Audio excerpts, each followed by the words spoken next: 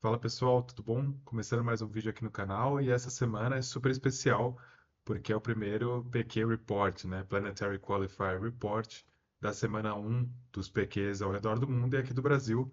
Eu tive o prazer de participar do PQ aqui de São Paulo, da X-Place, um evento super bem organizado, super divertido, super legal. Acho que todo mundo se divertiu, um nível bem alto de competição.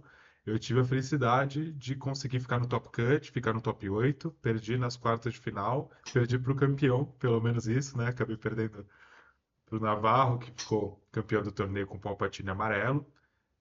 Mas foi uma experiência super legal, fiquei super feliz, joguei de Bosque Azul, então posso passar um pouquinho porque eu estava lá presencialmente jogando, fui até o final do campeonato, então deu para ver bem aqui. E eu vou falar um pouquinho do meta geral de como foi aqui no Brasil, um pouquinho das minhas impressões, o top 8 aqui no Brasil, como que foi o mata-mata, o top 8 global, como tem sido no geral, e o que que a gente pode esperar, né? E um pouquinho de algumas decklists diferentes que apareceram que eu acho que pode surpreender e que podem dar algumas ideias para vocês que ainda vão jogar. Lembrando que ainda tem mais dois PQs aqui no Brasil. Tem um em Curitiba, nesse final de semana, na Meruru, e no outro final de semana na Epic, aqui em São Paulo novamente. Se você pretende algum desses dois, o da Epic eu acho que já acabaram os ingressos, da Meruru eu acho que ainda tem. Se você não comprou, eu recomendo muito, é uma experiência super legal. Bom, passando meta aqui do Brasil, né? A gente teve 14 Sabines e 13 Djangos, o que pra mim é nada mais, nada menos do que o esperado, tá? São dois decks, eu falei no meu último vídeo que ou as pessoas já tinham a base, ou as pessoas já tinham o deck inteiro. São decks um pouco mais baratos do que a média, o que aqui no Brasil faz uma diferença. E historicamente brasileiro gosta de jogar de agro, né? Então também são coisas que afetam. A gente tem aqui um somado de quase 30%. Eu esperava até um pouquinho mais do que isso, para ser super sincero. Mas foram dois decks que tinha bastante representatividade, que acabaram se dando bem. A gente teve dois Sabines e um Django no top cut. Depois disso, o Anakin Azul foi outro deck com bastante representatividade. É um deck bem interessante, mais soft control. Falei bastante dele no meu outro vídeo. A Rey Tarkental, né, que é quase a duplinha aqui do Anakin, teve três pessoas só, com 3%. Depois teve Ram Amarelo, Cat Tarkental, Bosque Azul. Eu era um desses quatro aqui. Palpatine Amarelo, que acabou ficando como campeão. Yoda Azul, Bosque CL, um Traum Azul. E esses são todos os decks que teve tiveram pelo menos duas pessoas jogando. Depois a gente teve outras pessoas jogando com 24 decks diferentes, tá? Tinha um pouco de tudo. Tinha Krennic, tinha. Eu via Naquim amarelo, tinha. Nossa, tinha tudo quanto vocês podem imaginar de deck diferente aqui.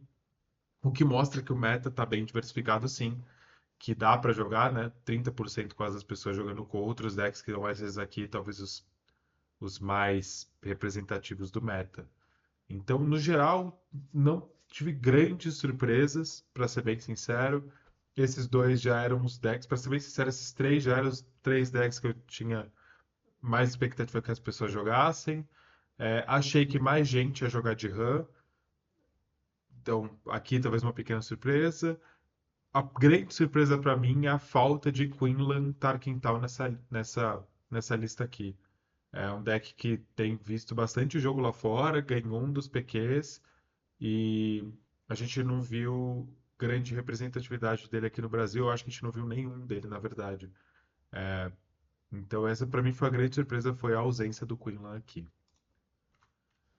Falando um pouquinho do top 8, e aqui eu deixei o chaveamento para vocês poderem ver como que foi o mata-mata todo. A gente teve na primeira partida o Ram Amarelo e Sabine e ECL, se eu não me engano aqui era o Kenzo, e aqui era o Kaladesh, talvez. Ram Amarelo passou, é uma match super favorável para o Ram. Sempre são partidas tensas, porque acaba ficando uma corrida de dano, normalmente. A Sabine, que assume um pouco mais a postura de controle nessa matchup aqui, mas eu tenho como um leve favoritismo para o Ram. Aqui a gente teve, se a minha memória não falha, o Jamal jogando de Sabine CL e o Thiago jogando de Django. Django passou, eu também acho o Django levemente favorito nessa match, tá? Então, também. dentro do esperado. Lembrando que, assim, todo mundo que chega no top 8 de um PQ é bom jogador. E então a diferença de matchup faz bastante diferença, né? A gente vai ver que aqui acho que os favoritos acabaram passando, né? Em termos de deck. Porque como os dois jogadores sabem muito bem pilotar matchup, né? Acaba fazendo bastante diferença aqui. Depois a gente teve Han e Django. De novo, acho que o Han tem um leve favoritismo. O favoritismo do Han contra o Django é menor do que o Han contra a Sabine. E o Kenzo com certeza treinou bastante essa partida aqui. E chegou na final. Olhando para o outro lado, antes de falar da final, é, esse aqui, Bosque Azul, sou eu jogando. Eu acabei perdendo para o Navarro. Ele ganhou de mim 2-0 em duas partidas que ele jogou muito bem. Como eu falei, são todas pessoas que jogam muito bem. Ele tinha bastante conhecimento da matchup, conseguiu um 2-0 para cima de mim. E num deck que é favorável contra o meu. É, então, dentro do esperado aqui essa derrota. Mas parabéns para ele novamente. Jogou super bem, mereceu a vitória. E como eu falei, pelo menos perder para o campeão dá um alívio assim no coração. E do outro lado tinha o Cad Bane Tarkental e o Krennic ECL. Essa match eu tenho mais dificuldade de falar quem que tinha mais favoritismo. Acho que talvez o Cad aqui tinha um pouco mais de conhecimento da matchup ou conseguiu controlar o board melhor. Eu estava jogando do lado, não conseguiu olhar essa partida. Depois disso, o Palpatine, né, o Navarro ganhou do Cad Mental. Acho que aqui ele tem uma vantagem, porque o Cad não consegue botar aquela pressão, e aí quando o Palpa consegue rampar no jogo, fica difícil de segurar. Então acho que aqui tinha uma leve vantagem mesmo. E aí, afinal, são jogos sempre muito tensos. Eu sei que foram três jogos muito tensos. Foi 2-1 a final para o Palpatine, que acabou se sagrando campeão. Para quem viu o meu último vídeo, não é grande surpresa aqui o Palpatine nessa lista. Eu tinha falado que o Palpatine amarelo era a lista mais forte de Palpatine. É, então, não é uma grande surpresa ser esse Palpatine amarelo. Talvez tenha pegado muita gente desprevenida.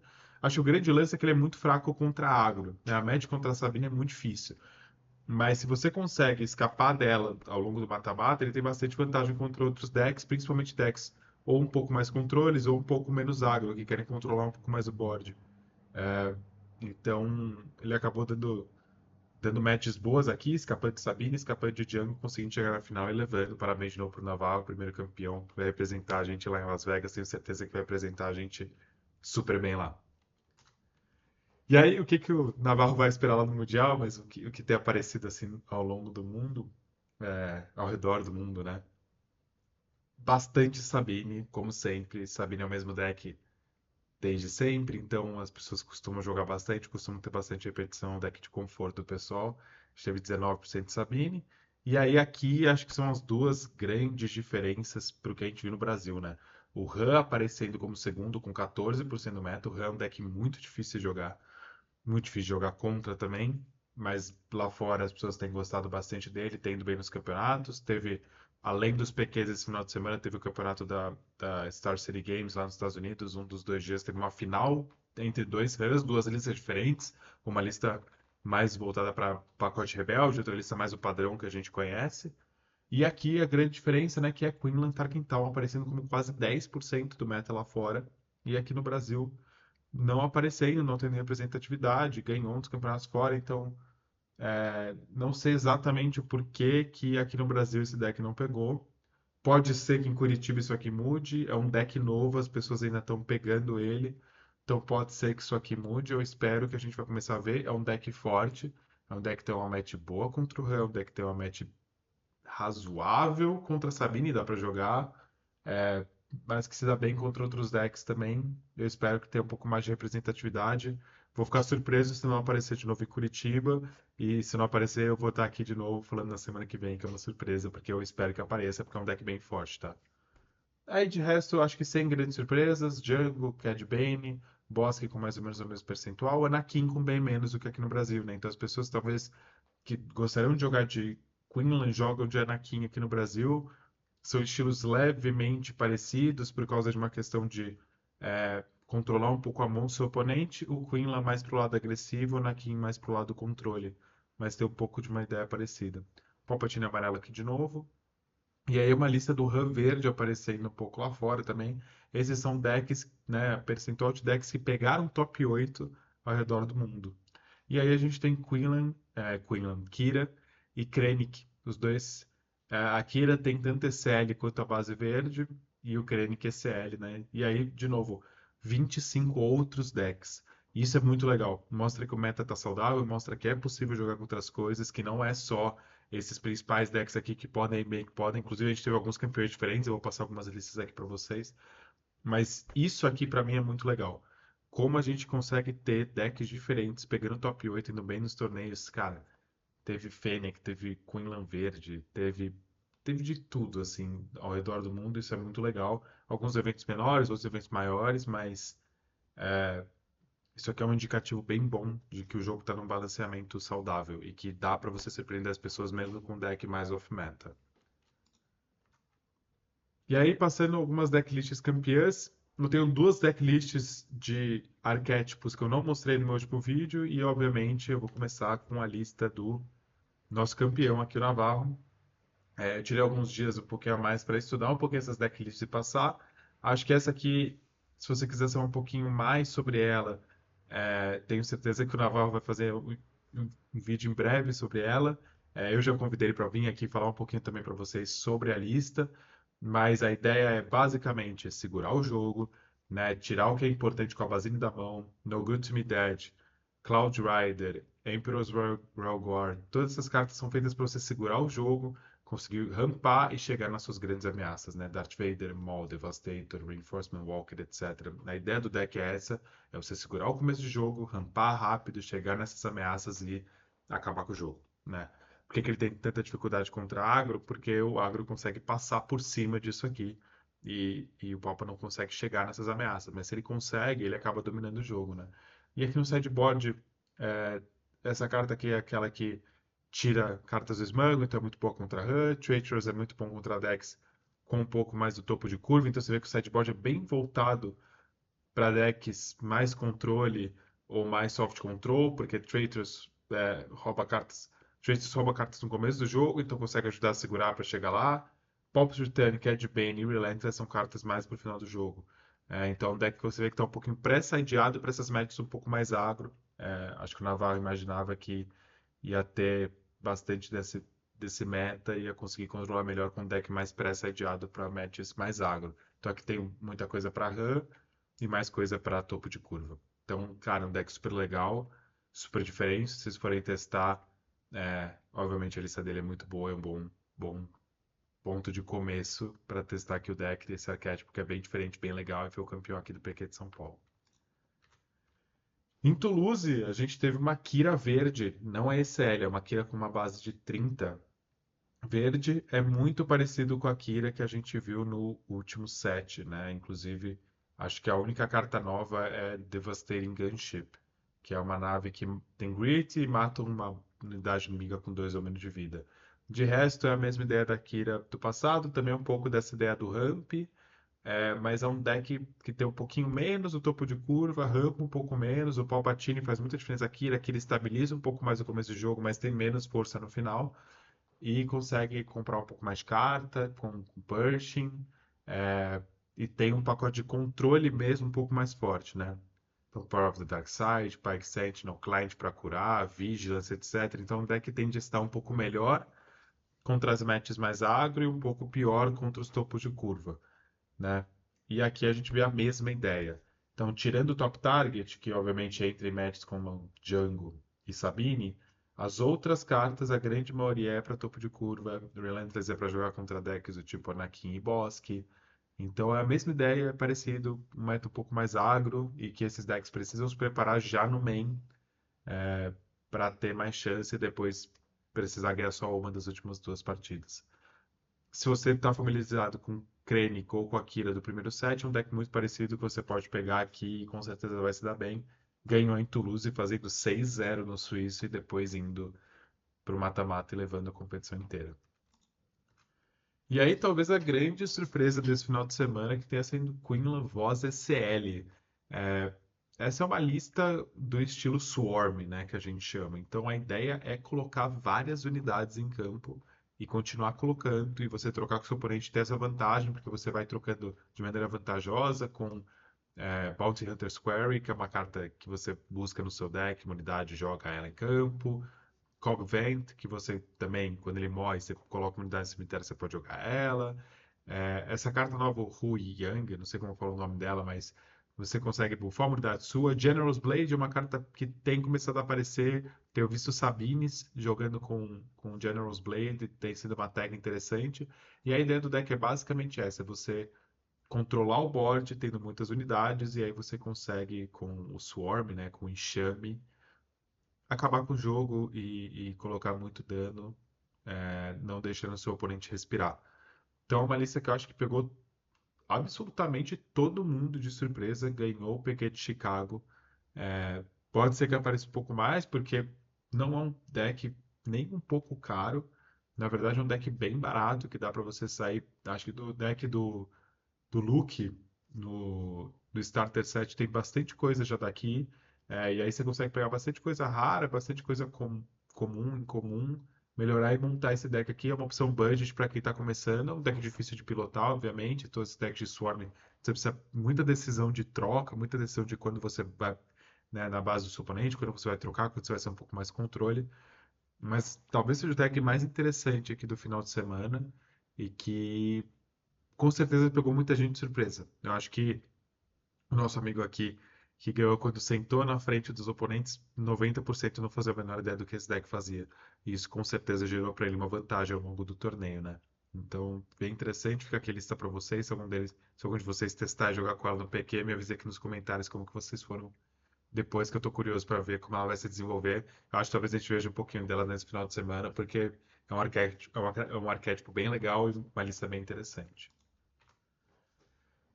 É um pouco disso, e aí, de bônus aqui, umas dicas para o próximo PQ, de quem jogou o primeiro, foi bem no primeiro, viu o meta e vai jogar o segundo também. Então, eu vou estar lá em Curitiba jogando o segundo PQ.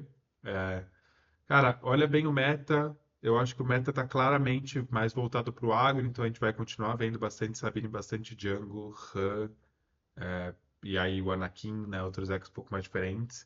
Então, tenta alinhar o seu estilo de jogo, o seu mainboard para esse estilo de deck. E aí planeja o seu sideboard contra matchups específicas. E o que eu digo matchups específicas? Cara, pensa assim, essa carta vai entrar contra agro, não é exatamente assim que você quer pensar. Você quer pensar, essa carta vai entrar contra a Sabine. Essa carta é boa contra o Jungle. Essa carta, ela é boa contra o Palpatine. Por quê? Você tendo isso, você tendo isso, entre aspas, decorado na sua cabeça, você não precisa ficar pensando na hora do campeonato. Tipo, essa carta aqui é boa contra água, então eu vou colocar ela aqui. Putz, essa carta é mais mid-range, menos água, então eu não sei. Uma versão do Queenland Tarkin Town, que é um pouco mais água. Se você já planeja o seu sideboard para as matchups específicas e você decora, na hora do torneio você não pensa nisso. E ao longo de um torneio de 7 rodadas de suíço, mais 3 de top cut, quanto mais energia mental você puder economizar, melhor. Então planeje o seu sideboard já pensando nas matchups específicas. E a terceira também é uma dica voltada nessa linha que é treine bastante com o seu deck e saiba quais jogadas são fortes em cada uma das matchups. Então vou dar um exemplo do Bosque Azul, que foi o deck que eu joguei. Você faz uma jogada do Childsen, né? O Childsen ele entra com 4 recursos. Quando você entra com ele com 6/6, é uma jogada muito forte, que é muito difícil a Sabine lidar. Então, quando eu tenho um Childsen para 6/6 no turno 4, eu em geral jogo ele. Eu nem preciso pensar muito. Ao longo do tempo, você vai economizando seu cérebro ao longo da competição. E isso faz muita diferença. Parece que não, mas pensa que você vai jogar no mínimo. Se você jogar só as 7 partidas, você vai jogar 14 partidas no mínimo, né? Você ganhar todas 2-0. Ou perder todas 2-0, né? Se você jogar todas as 3 partidas, né? Que são o melhor de 3, você vai jogar 21 partidas, mais o top cut. Então, quanto mais energia mental você puder economizar, é melhor. É um campeonato cansativo, mas que a gente sabe quais são as matchups. Se você pegar um deck mais diferente, aí você vai aproximando, né? Então, vou dar um exemplo. Eu peguei um Krennic, o Krennic E7 chegou no top 8, eu peguei ele durante o Suíço. E era uma match que eu não tinha me preparado. Mas eu tinha alguma ideia, eu sabia o que o deck fazia, e aí eu adaptei. Mas eu só precisei me preparar dessa forma em uma partida do dia. Todas as outras eu já sabia o que eu ia sair de A para dentro. E isso com certeza me ajudou bastante. Primeiro, a ser rápido, porque meu deck precisava de tempo. E segundo, a economizar um pouquinho de energia mental e conseguir focar nas jogadas mais difíceis, né? Jogar as jogadas que eu já sabia rápido para economizar tempo e pensar um pouco mais nas jogadas mais difíceis para o final do jogo. Então, estou aqui três dicas para você que vai jogar o PQ de Curitiba ou vai jogar o da Epic da próxima semana, mas que eu acho que podem fazer diferença e podem te dar essa vantagenzinha a mais para você conseguir chegar nesse Top Cut, que é uma experiência bem legal, conseguir uma premiação, levar para casa uns pacotes para abrir, quem sabe levar a competição toda e representar a gente lá em Las Vegas. Então é isso, esse foi o reporte da primeira semana. Semana que vem eu volto com o reporte da semana 2, tanto do Brasil quanto do mundo. E eu quero soltar ainda um deck tech essa semana de um deck diferente que pode ser mais uma ideia para você que quer jogar com alguma coisa mais off-meta aí nesses PQs que vão ter no PQ de Curitiba ou talvez no da Epic, tá certo? Valeu, pessoal. Obrigado por acompanhar. Qualquer dúvida, deixa aqui no comentário. Qualquer sugestão também, fique à vontade. A gente se vê em Curitiba. Quem estiver lá, para me dar um alô. Vai ser super legal encontrar vocês. Eu quero ver. Coloque aqui no comentário como que vocês foram no PQ aqui de São Paulo e qual que é a meta de vocês para o próximo, se vocês forem jogar um próximo. Tá bom? Valeu, pessoal. Tchau, tchau.